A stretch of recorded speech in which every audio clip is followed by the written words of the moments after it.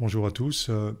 Je vais vous proposer une petite émission concernant certaines sculptures décoratives qu'il y a au Petit Palais. Il y a des choses à en dire qui n'ont jamais été dites, qui sont tout à fait surprenantes. Vous allez voir que c'est très intéressant et rationnel.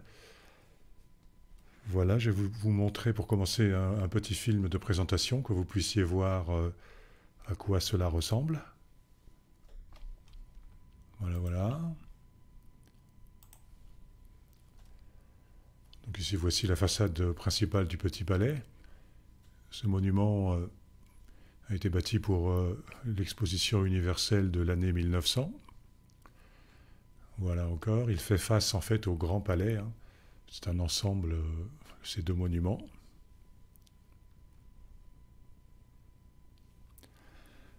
Ici, nous sommes dans la cour intérieure. Il y a un jardin, vous voyez, un arc de cercle.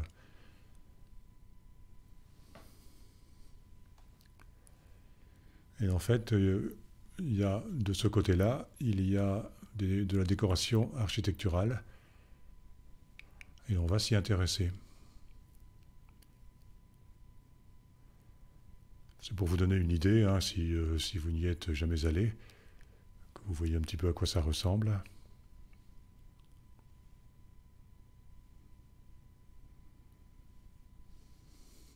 Et voilà. Eh bien, on va commencer avec la première diapo. Vous voyez, ici, c'est le plan du Petit Palais.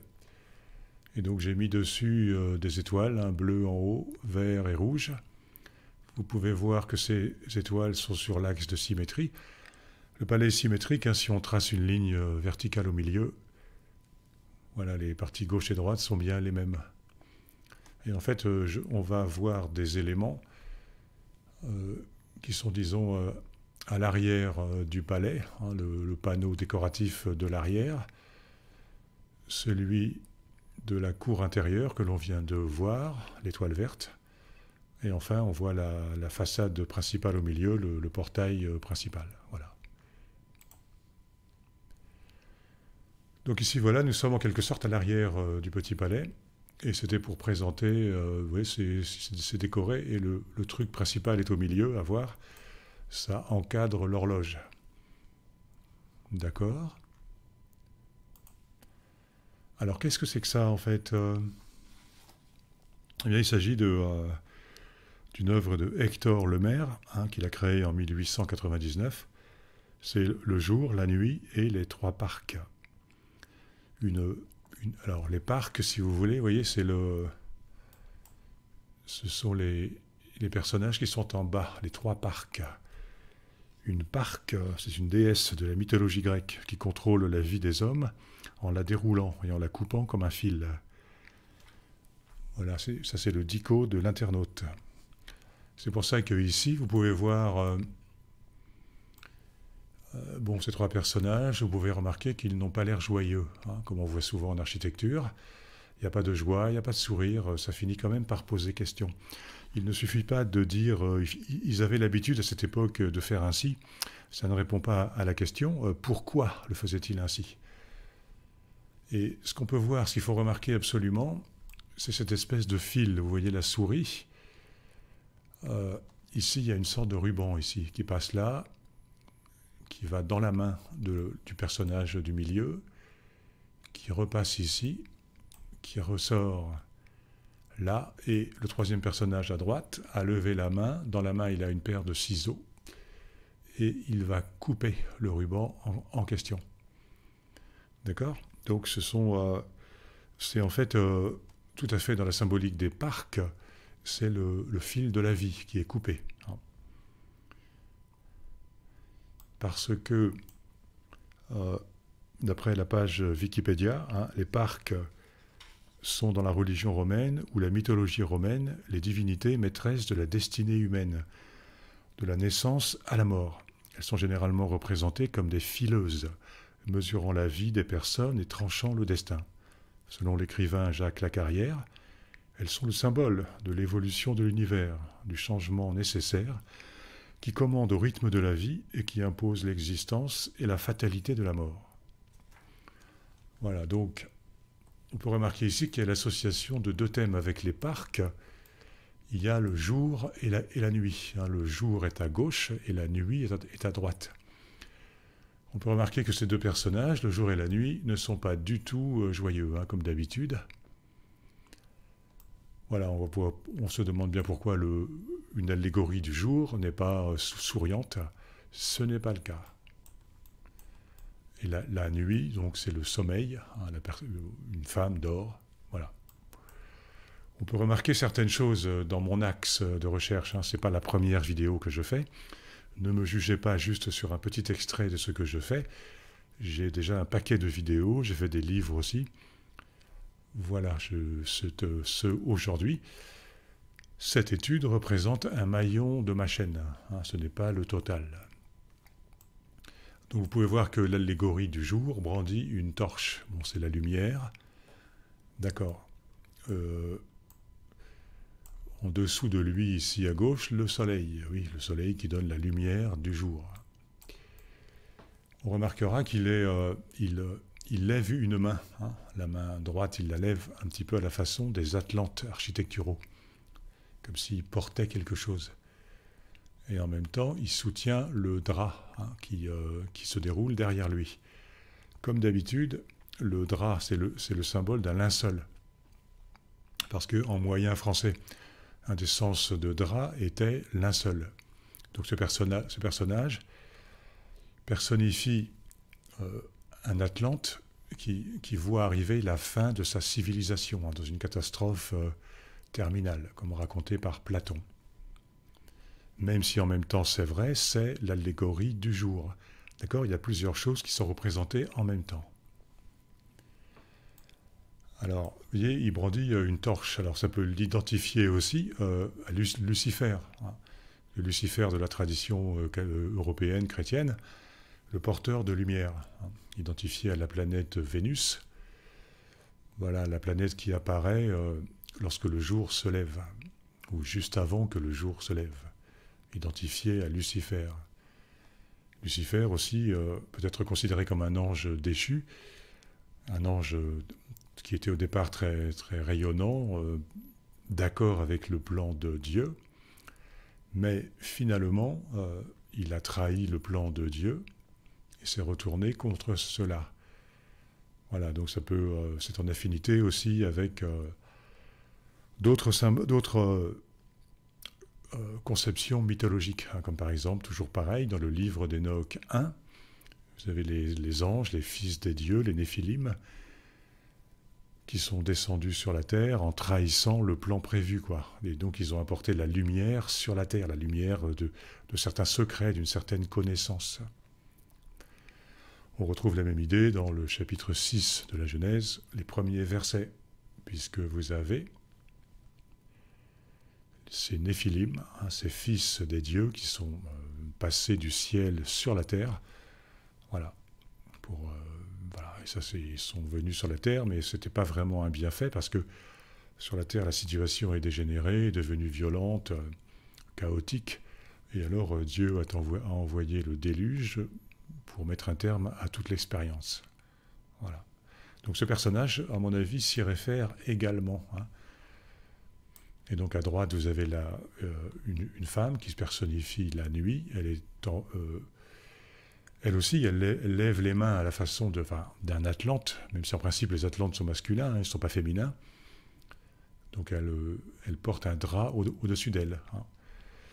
Ce que je veux dire, c'est que là, comme dans d'autres sites qu'on a étudiés précédemment, comme le pont Alexandre III, les fontaines de la Concorde, on retrouve au Petit Palais la thématique d'une catastrophe qui a terminé un cycle de civilisation. Avec aussi une annonce que cela pourrait arriver aussi dans le futur. Voilà, et ce n'est pas par hasard si tous ces personnages encadrent l'horloge, comme si il y avait une heure prévue. D'accord. Et donc, il y a encore un détail, c'est-à-dire que quand on voit les parcs en question, les trois personnages du bas, qui ont des têtes vraiment négatives, ils sont à moitié nazes, quoi. Donc ils coupent, le ruban est coupé. Vous voyez, c'est un ruban. Il faut voir que un ruban, c'est ça, c'est quand on voit une route ou un chemin de loin, ça apparaît comme un ruban. Hein, c'est un des sens de ce mot. C'est un ruban. Donc on coupe le ruban, on coupe le chemin de la vie, d'accord. Et on peut dire aussi que c'est une lanière. Cela fait penser dans l'idée du codage universel, de ce codage architectural qui est partout présent, voire mes autres vidéos. Hein. Ça fait penser à l'ancien mot lanier. Parce que c'était un adjectif lanier qui signifiait paresseux, lent, lent à, timide, lâche, couard. Ça se disait à la Renaissance. Voilà, et donc les codeurs tiennent compte du langage du passé, ils s'inscrivent dans la continuité. On codait déjà à la Renaissance, et en cette année 1900 ou un petit peu avant, le codage continue, hein, il n'est pas fini. Voilà, et donc tous ces sens négatifs, ça peut se référer au comportement des Atlantes tels que Platon les décrit, c'est-à-dire décadents. Hein. Ils étaient devenus certainement paresseux, lents, timides, lâches, couards, laniers, par rapport à une lanière. Et donc la lanière est coupée. C'est la fin de l'Atlantide. Voilà. Ok. On va passer à autre chose. Bon, quelques images, d'accord, de gros plans. Voilà, c'est intéressant de voir que le personnage qui coupe, en fait, la lanière, hein, il semble tenir de la main droite, vous voyez, comme une boule, ce qui pourrait être un boulet de canon, dans un certain sens. Et donc, comme si c'était boum, quoi, on envoie le boulet et on coupe. On envoie et ça explose, quoi. Et c'est terminé. Vous voyez, tout ce codage, c'est l'art de dire deux ou plusieurs choses en même temps. Il n'y a pas que le sens avoué et reconnu, qui est loin d'expliquer tout. D'accord ? Ok. Maintenant, nous sommes dans la cour intérieure du Petit Palais, comme montré tout à l'heure. Et ici, on va voir plusieurs sculptures, quoi. Vous voyez, on va voir le bateau avec le personnage en dessous, les deux personnages dorés. Plus bas, sur le portail, on va voir ces deux personnages allongés et le personnage au milieu. Voilà, d'accord ? Je vous donne la vue générale. Et donc, il faut bien sûr considérer que le bateau, c'est la nef de Paris, hein, c'est-à-dire, c'est un peu le blason de Paris, hein, comme on l'a vu la dernière fois. On présente cette nef, ce navire, ce bateau, sur les armoiries, les armes de la ville de Paris. Hein. Mais c'est quand même très surprenant de voir que sous ce bateau, il y a un visage très impressionnant. Vous voyez, qui n'est pas rassurant, quoi. Donc on peut se demander pourquoi les concepteurs de la décoration ont tenu à associer la ville de Paris avec un visage horrible, disons inquiétant. Un visage dont on a l'impression qu'il peut faire peur, qui est effrayant, ou également qui a peur. Alors, un détail très important, c'est que ce visage, si on regarde attentivement, dans les cheveux, il y a deux serpents. Vous voyez, donc ça peut faire penser directement à un personnage de la mythologie, à savoir Méduse, une des sœurs Gorgone, parce que ses cheveux étaient des serpents. Voilà. Donc l'allusion est là. Or, ce personnage est nettement un symbole de mort, parce que quiconque croisait son regard était changé en pierre, donc mourait, quoi. Et en fait, c'est le héros grec Persée qui a réussi à trancher la tête de Méduse par un subterfuge. Hein. Il l'a regardé dans son bouclier, comme dans un miroir, aidé par la déesse Athéna. Et alors il a pu ainsi ne pas être changé en pierre, et il a coupé la tête de Méduse. Voilà. Donc on peut considérer ici que c'est la tête coupée de Méduse. Donc elle est morte, si on veut. Elle est morte. Hein. On peut voir ici. Donc je veux dire, il y a quand même ici, on peut s'étonner qu'il y ait le rapprochement du bateau de Paris, symbolisant la ville de Paris, avec cette tête mortifère. C'est plutôt étrange quand même. Voilà, ici vous avez aussi, dans la coiffure du personnage, vous avez des nattes tout en bas, il y a des tresses qui sont finalement ici nouées, liées. Bon, ça fait comme la détresse, la détresse. Alors que lié, ça voulait dire en moyen français, caché. Une détresse cachée. D'accord. Voilà. Bon, sinon, comme d'habitude, on retrouve ici différents éléments, notamment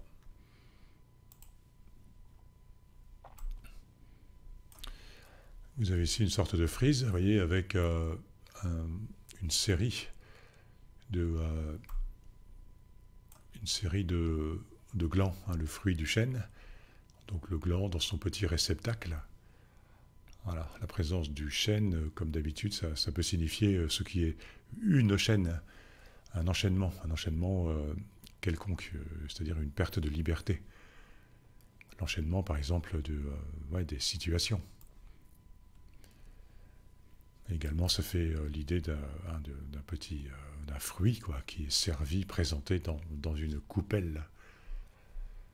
Parce que ici, il est bien question de la fin des temps. C'est pour ça que ce codage a été créé, pour être divulgué à la fin des temps. On se demande d'ailleurs exactement pourquoi on a mis autant d'entrain et on a voulu à tout prix à ce que ce codage soit présent, puisque finalement, ça n'intéresse pas grand monde, mais bon, ce n'est pas fini non plus. Voilà, donc vous avez la guirlande de fruits, d'accord. Bon, peut-être pas... voilà, c'est ça. Et donc le visage est là.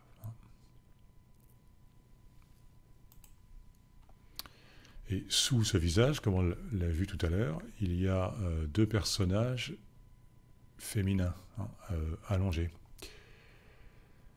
Alors, d'accord. Donc vous avez par exemple la femme de droite.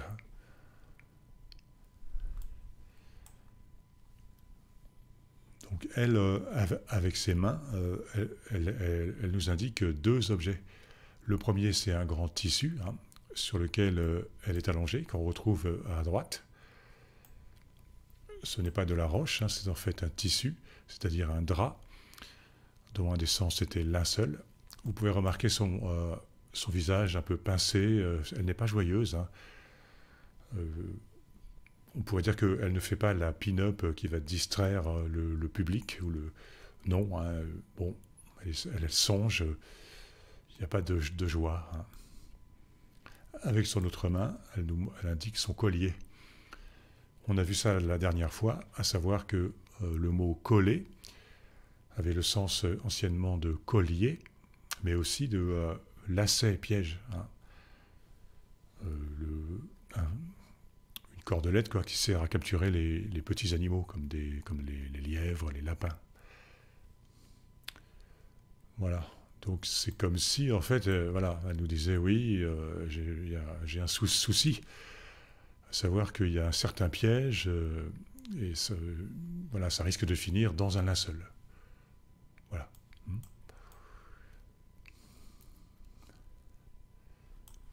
Bon, on peut remarquer qu'à sa droite, il y a un oiseau qui est un paon. Un paon. D'accord. Maintenant, la femme de gauche. Alors, pareil, elle ne rigole pas, elle ne sourit pas, elle pourrait, mais non, le sculpteur, ce sont des gens qui maîtrisent parfaitement leur spécialité, leur activité. Ils sculptent exactement ce qu'ils veulent, ils n'ont pas loupé les expressions de visage. Il n'y a simplement pas vraiment de joie, hein, c'est volontaire. Elle nous indique ses cheveux. Je dirais, elle nous indique une mèche de cheveux à côté du soleil. Ça, je me dis que le soleil, c'est le feu qui pourrait enflammer la mèche. Voilà, hein, le soleil aussi peut être un perturbateur. Voilà, lorsque, comme le disait Platon, les planètes ne respectent pas leur cours, il peut se produire une déviation, etc., qui se répercute et qui aboutit à une catastrophe sur la Terre. Elle tient dans sa main droite une raquette. Bon, à l'époque, déjà un petit peu avant l'an 1900, le tennis de table existait, et une raquette, c'était aussi le mot qui désignait un certain type de piège pour les oiseaux. Une raquette. Voilà. Donc, on ne peut que remarquer que en symétrie, ici, vous avez à droite un paon, un oiseau, quoi. Et de l'autre côté, en symétrie, vous avez une raquette, un piège pour les oiseaux. Un piège, quoi. Voilà, il y en a deux personnages qui rigolent pas spécialement. Bon, au milieu, on a cette petite statue d'une femme qui est sur un globe, vous voyez, et qui tient dans la main un bouquet de fleurs ou de feuilles. Ça, voilà, ça rappelle évidemment l'expression faire bouquet, hein, faire subir une humiliation, une contrainte, donc à savoir une ambiance assez négative. Le bouquet, faire bouquet. D'accord, on continue.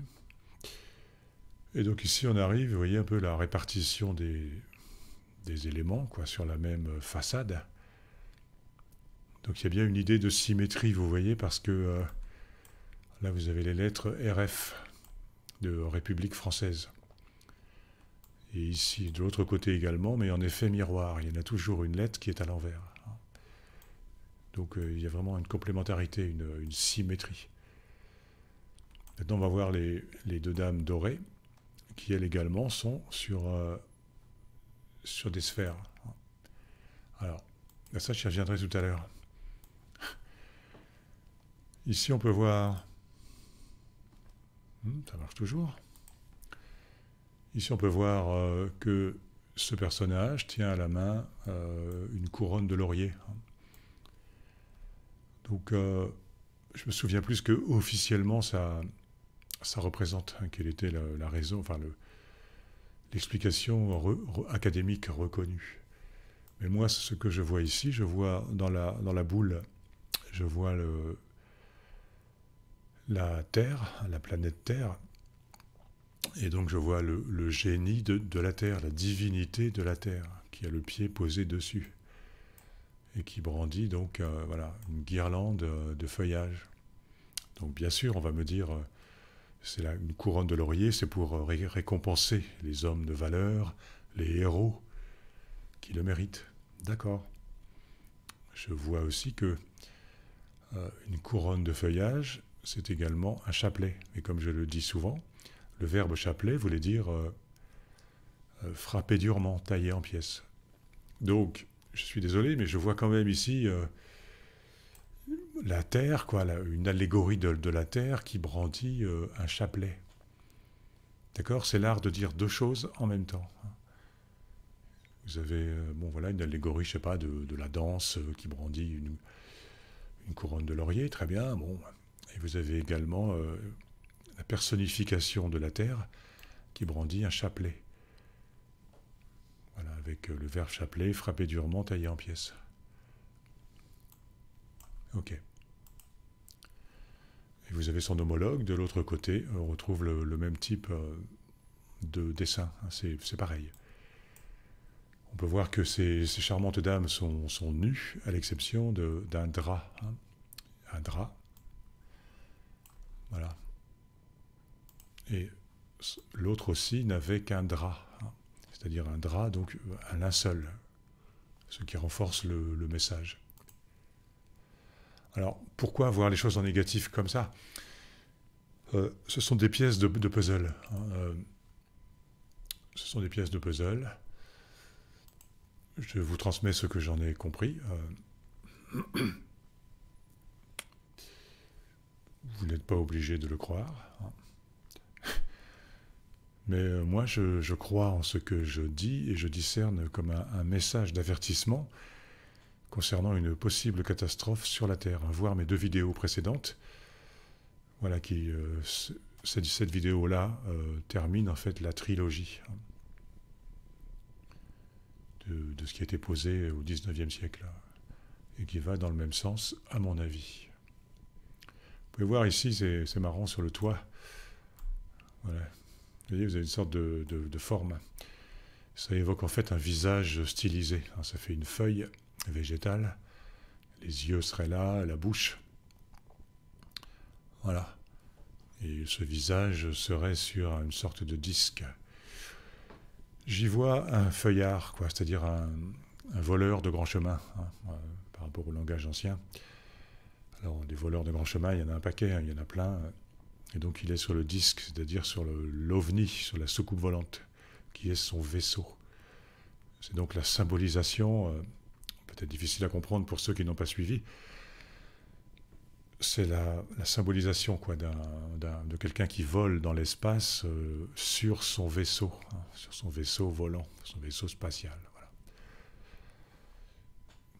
Oui, ça peut sembler surprenant, hein, mais j'en arrive à cette conclusion-là d'une façon pas mal ferme. Là.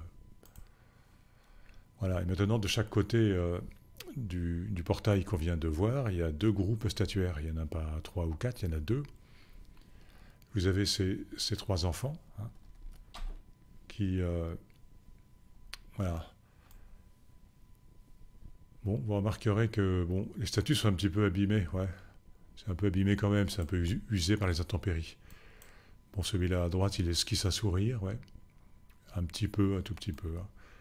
Celui d'en haut, peut-être un peu abîmé, mais là, il n'y a aucun sourire en l'état actuel de la sculpture. Hein. Et l'autre à côté, bon, je sais pas, ouais. Donc il brandit, vous voyez, une guirlande de feuillage, hein, un chapelet. Lui aussi manipule un chapelet hein, qu'il a sur ses jambes. Et l'autre à droite aussi, de la main droite et gauche d'ailleurs, il a dans les mains une guirlande de feuillage, un chapelet. Alors que le verbe chapelet voulait dire frapper durement, tailler en pièces. Hein. Ok. Et l'autre groupe statuaire en symétrie, il y a encore 3 enfants, hein. Donc on est d'accord à égale distance du portail, hein, de chaque côté. Cette fois-ci, c'est du raisin qui est brandi. Hein. Je ne le vois pas sourire, je vois plutôt de la gravité hein, sur son visage. Il montre du raisin. Du raisin, il y en a encore, vous voyez, par terre, ici, il y en a à droite, voilà. Donc c'est la vendange. Je dirais que c'est une allégorie de la vendange. Bon, je ne sais pas ce que fait celui de droite, il se retourne, il aurait fallu voir ça de plus près. Bon, je ne sais pas, là. La vendange, ça participe à la symbolique de l'Apocalypse, hein, comme je le disais la dernière fois. À savoir que voilà, la terre sera vendangée par un ange qui est posé sur une nuée, qui lance sa faucille. Il y a aussi une allégorie de l'Ancien Testament, un Dieu et le vendangeur aux vêtements entachés de sang qui foule le raisin dans sa colère, etc. Le raisin étant identifié au sang, quoi. Voilà. Donc d'accord, c'est-à-dire que de chaque côté, finalement, du portail, il y a des symboles, disons, je dirais, connotation négative, quoi, connotation apocalyptique, ou, d'accord, un peu péjorative, quoi. Bon, ici, vous avez dans cette cour intérieure des vases hein, en pinacle. Voilà. Donc les vases, bon, c'est d'accord, c'est esthétique. Hein. C'est esthétique, c'est bien décoratif. Le vase également est le Graal. C'est le contenant de ce qui est dedans, évidemment, du fameux trésor, du fameux dépôt, qui est constamment figuré dans tout ce codage architectural. Bon, voilà, donc on pourrait regarder chaque détail, hein, dans ce cas-là, chaque détail est codé, quoi. Chaque détail a son sens. C'est comme ça, hein. C'est un truc de fou. Tout est codé, quoi. Tout est codé à fond. Voilà. Et bien maintenant, nous arrivons au troisième point, hein, de notre axe. Si vous vous souvenez, j'avais montré le plan. On est sur le portail principal. D'accord. Et on peut voir voilà, qu'au-dessus de la porte, il y a une sculpture, toute une scène, en quelque sorte, au tympan, en quelque sorte. Voilà, voilà, regardez ça de plus près. Ici, voilà. Vous voyez, parce que là, vous retrouvez une femme qui tient un bateau. Bon, c'est la ville de Paris, hein. Elle personnifie la ville parisienne. Voilà. Et donc le personnage qui est accoudé à ses jambes, là, ici, voilà. C'est en fait la Seine. C'est pour ça qu'il est à côté de lui un vase qui verse de l'eau. C'est censé représenter un fleuve, donc c'est la Seine qui traverse Paris. Voilà. Il faut voir aussi que depuis l'époque de Louis XIV, ce genre de figuration, c'est aussi le signe astrologique du Verseau. Pour les gens de Louis XIV, c'était le cas. Donc, on a ici une datation, à mon avis. C'est-à-dire c'est Paris à l'époque de l'ère du Verseau. Voilà.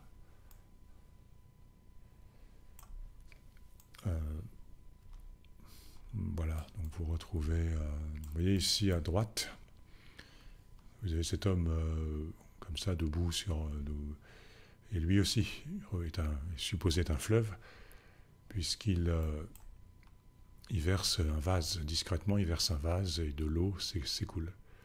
Bon, c'est un fleuve, je ne sais pas lequel, mais c'est aussi le Verseau. Voilà. Bon, à droite, c'est dommage qu'il y a cette dame, mais je ne sais pas ce qu'elle porte, ça reste mystérieux. Je ne sais pas ce que c'est que ça, un grand coquillage, du linge mouillé, je ne sais pas. Ah oui, il y a des pointes sur les statues pour que les pigeons ne se posent pas dessus, hein, et ne les souillent pas. Voilà, et alors dans le ciel, là il y a ce personnage. Attendez, je ne sais plus si j'ai une image, mais je crois que j'en ai une image, voilà, c'est ça. Voilà, vous retrouvez, vous vous souvenez, on a vu à l'arrière du monument, on a vu un personnage qui brandissait une torche, et on retrouve ici, sur le même axe, on retrouve lui qui brandit une torche aussi. Voilà, hein, donc ça peut être Lucifer, oui, ça pouvait être aussi Prométhée. Hein. Prométhée aussi, qui dans les mythologies grecques a volé le feu de l'Olympe, le feu des dieux, et il est descendu sur terre pour en faire don à l'humanité. Vous voyez, c'est toujours la même symbolique qu'il y aurait eu des créatures qui sont venues d'en haut et qui ont donné aux hommes la civilisation ou certains secrets pour les aider. Mais Prométhée a été puni par Zeus, qui n'a pas du tout apprécié. Et donc Prométhée, d'après la mythologie, a eu son foie dévoré. Chaque jour, et le foie se reconstituait la nuit. Hein, et chaque jour, un aigle venait lui manger le foie. Voilà, il a donné le feu aux hommes. Donc c'est toujours, on retrouve ça, je vous disais, dans le livre d'Enoch, dans la Genèse, les premiers versets du chapitre 6. On retrouvait des anges, des fils des dieux, quoi, qui viennent du ciel et voilà, qui viennent aider l'humanité, interagir avec nous. Mais ils n'en ont pas le droit et ils sont punis. D'accord. Sinon, voilà. D'accord. Vous pouvez voir ici, à côté de Paris, de la ville de Paris, vous avez les muses qui symbolisent différents arts. Vous voyez que celle-ci, cette dame brandit un masque. Donc déjà, si elle enlève son masque ou qu'elle nous montre un masque, il y a quand même l'idée quoi, que quelque chose est codifié dans toute cette histoire. Hein. Elle est masquée. Tout cet assemblage de sculptures est masqué. Il y a un message caché. Ça symbolise aussi l'art du théâtre, la tragédie. Hein. Celle-ci brandit une couronne de feuillage, un chapelet. Bon, on pourrait dire, bon, chapelet, etc. Hein, c'est bon, c'est la danse. Alors qu'à gauche, celle-ci nous arbore. Vous voyez, pour la peinture, c'est un... je ne sais plus comment on appelle ça déjà. Là où on met les différentes couleurs, vous voyez, donc elle symbolise la peinture. Celle-ci nous montre un compas. Donc elle symbolise la géométrie. Vous pouvez y voir un emblème franc-maçon si vous voulez. Voilà, donc la ville de Paris entourée de différentes formes d'art et de sciences. C'est la culture parisienne en quelque sorte. Voilà. D'accord. Notez ici ce petit personnage, vous voyez là, là. On va le revoir bientôt parce que ça corrobore ce qu'on avait dit avant. Hein. Voilà.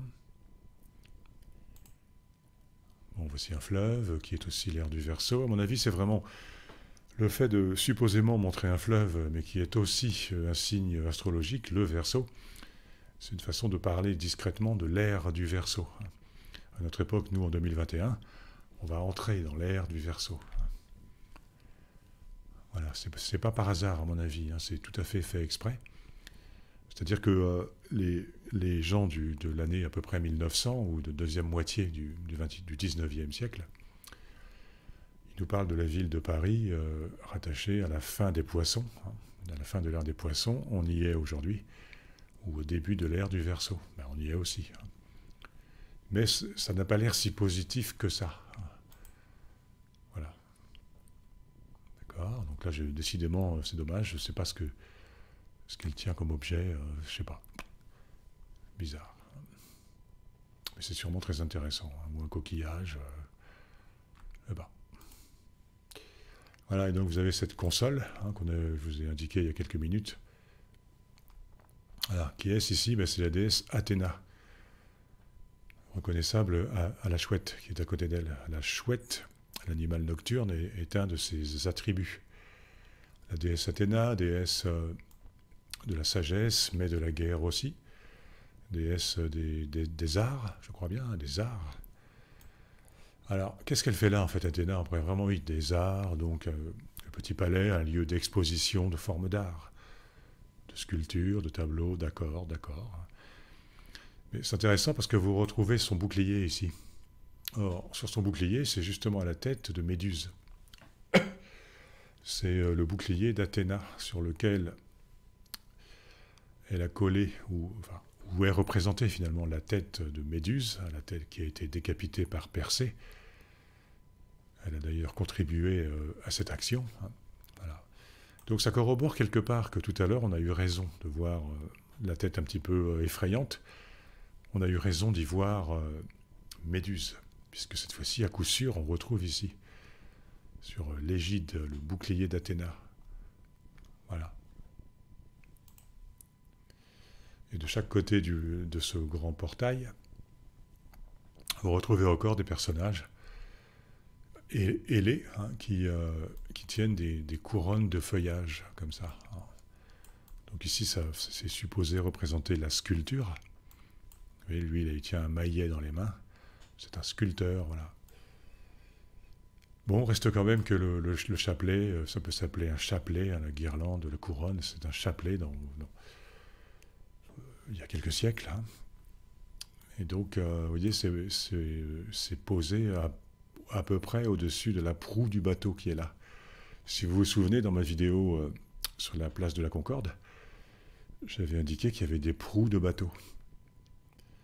Et il y avait une vague stylisée qui arrivait dessus.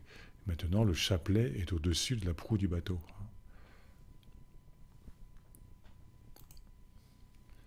Voilà, et de l'autre côté... Ah, je n'ai pas représenté.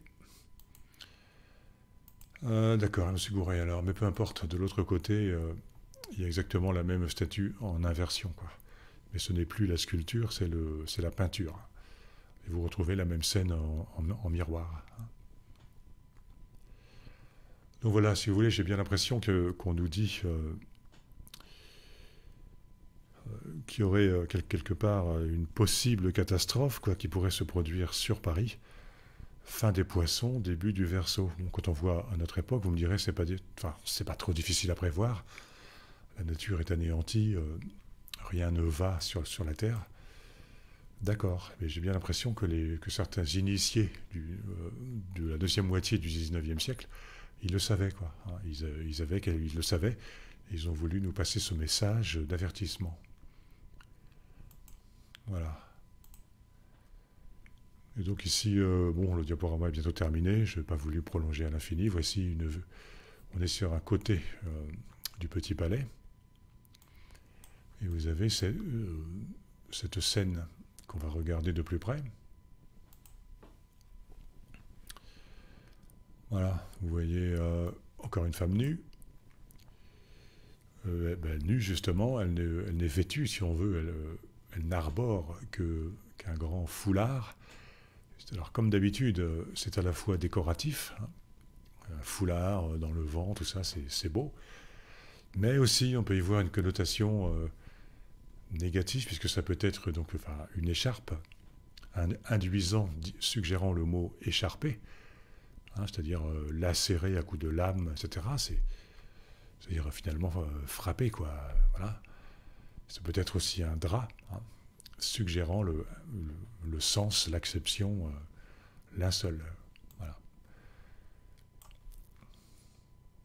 Donc vous pouvez voir que cette dame en question, elle a un petit sourire ambigu, quoi. Elle sourit, mais bon, c'est pas clair. Pour une fois que quelqu'un sourit, on pourrait dire bon, je lui vois un petit air un peu cruel, un peu pincé dans son sourire, un sourire un peu forcé. Alors que l'enfant, lui aussi, a un sourire un peu bizarre aussi. Hein. Un petit côté un peu pervers, quoi. Un peu, tiens, voilà, vous voyez. C'est-à-dire que est représenté ici, finalement, bon, parce qu'ils sont, vous voyez, en bas, ils sont sur des nuages, hein, sur les nuées. Ils sont sur des nuages, donc dans le ciel, ce sont bien des divinités. L'enfant d'ailleurs est ailé, vous voyez, c'est un peu l'éros grec ou Cupidon romain. Un enfant ailé avec un arc qui tire des flèches sur les humains, dans les cœurs humains. Alors on va nous dire, oui, mais ce n'est pas négatif, il amène l'amour. Oui, mais enfin il a un petit sourire, je m'y fierais pas. Hein. Il décoche quand même, il vient de décocher une flèche en bas, vers l'humanité. Hein. Donc ici, à mon avis, on a la représentation de créatures du ciel, je dirais d'extraterrestres, hein, qui ne sont pas bienveillantes envers l'humain. Notez que la femme tient dans sa main un bouquet, vous voyez, un bouquet de feuillage, un petit bouquet végétal. Cela est pour induire l'expression faire bouquet, hein, faire subir une humiliation, une contrainte. Ces gens font subir des humiliations, des contraintes à l'humanité. Voilà, je trouve cette interprétation bonne. Ça se raccorde bien à des choses que j'ai vues avant. Hein. Voilà, donc il faut voir que, disons, des êtres qui viennent d'en haut ou qui sont en haut et qui ne sont pas tellement sympathiques, vous retrouvez ça, quoi. Par exemple, dans la tradition de l'Inde, le Mahabharata, car les dieux qui sont venus dans leurs vaisseaux volants, qui ont accosté sur Terre, les vaisseaux, les Vimana, ils n'ont pas été gentils avec les humains. Ils étaient prêts, ces dieux, à traiter les humains vraiment comme moins que rien. D'accord, ils n'avaient pas de respect pour eux. Hein. Dans une certaine perception de la Bible, bon, bien sûr, Yahvé, c'est Dieu, mais vous pouvez comprendre aussi qu'il est un personnage précis, quoi, qui a un corps physique. Et donc, il ordonne aussi des massacres, des guerres et tout ça. Hein.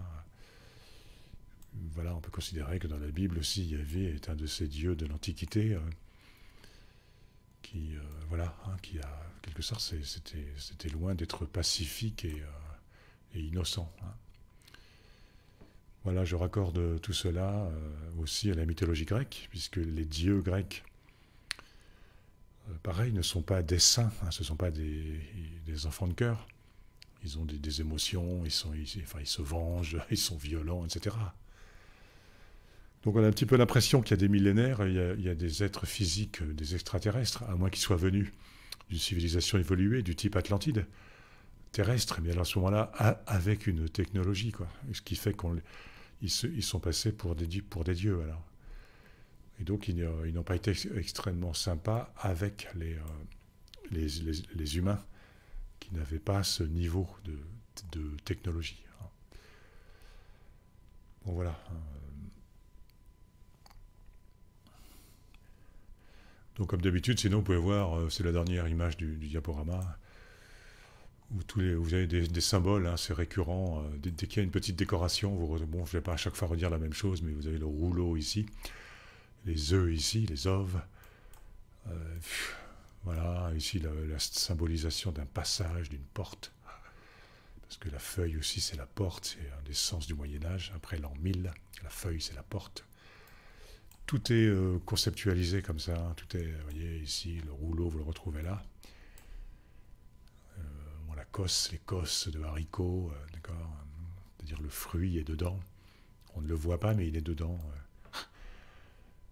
Et alors ici, vous avez aussi à gauche là, le bouton de fleur, le bourgeon qui a poussé. On retrouve ça partout. Le collier est ici, hein, d'accord. C'est-à-dire que dans ces ensembles ornementaux, tout est calculé, quoi. Chaque détail est mis au point. Hein,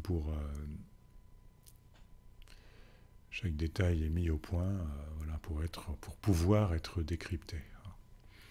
Donc concernant Yahvé, oui, je suis bien d'accord hein, qu'on peut dire que c'est Dieu, quoi. C'est toujours pareil, il y a plusieurs sens qui sont chevillés en un seul. Vous pouvez voir Yahvé comme Dieu, l'éternel, etc. Vous pouvez voir Yahvé comme une personne physique, donc voilà, qui pilotait un engin volant, quoi. D'accord, c'est l'ésotérisme. Hein. Plusieurs sens sont possibles. Écoutez, voilà, oui, vous voyez donc le visage.